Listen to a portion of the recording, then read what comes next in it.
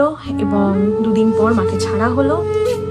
মাকে ছাড়ার পর আমরা ফাইনালি আমরা বাড়ি নিয়ে এলাম এবং বাড়ি নিয়ে আসার পর এবার হচ্ছে মা তো ওটিতে চলে গেল এবং ওটির বাইরে আমরা সবাই দাঁড়িয়ে ওয়েট করছি।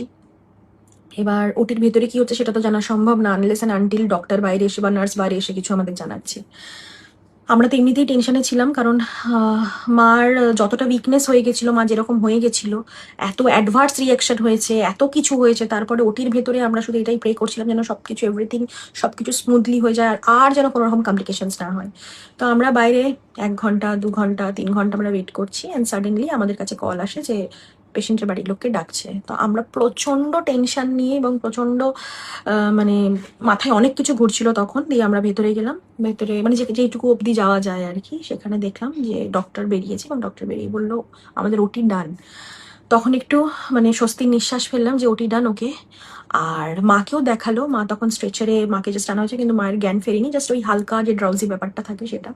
কারণ তোমরা সবাই জানো যে ওটির পর পেশেন্টকে তোমার অবজারভেশনে রাখা হয়, তারপরেই তাকে বেডে দেওয়া হয়। বেডে দেওয়া হয় যদি দেখায় যে না সবকিছু ঠিকঠাক নেই তাহলে আইসিইউ দেবে, আর যদি দেখে না এভরিথিং ফাইন তাহলে বেডে দিয়ে দেবে। এটা তো তোমরা সবাই জানো, এটাই তো ওটির প্রসিডিওর অ্যান্ড ফরম্যাট। তো তখন মায়ের জাস্ট হালকা ড্রাউজি ব্যাপার, মাকে দেখলাম।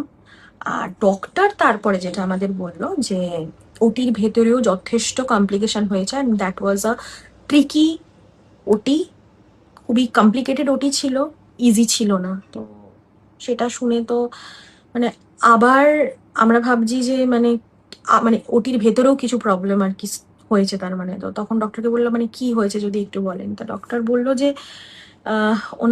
ওনার মানে মায়ের এইটা বলার আগে একটা আগের কথা বলে দিন, নাহলে এই কথাটা আমি রিলেট করতে পারবো না।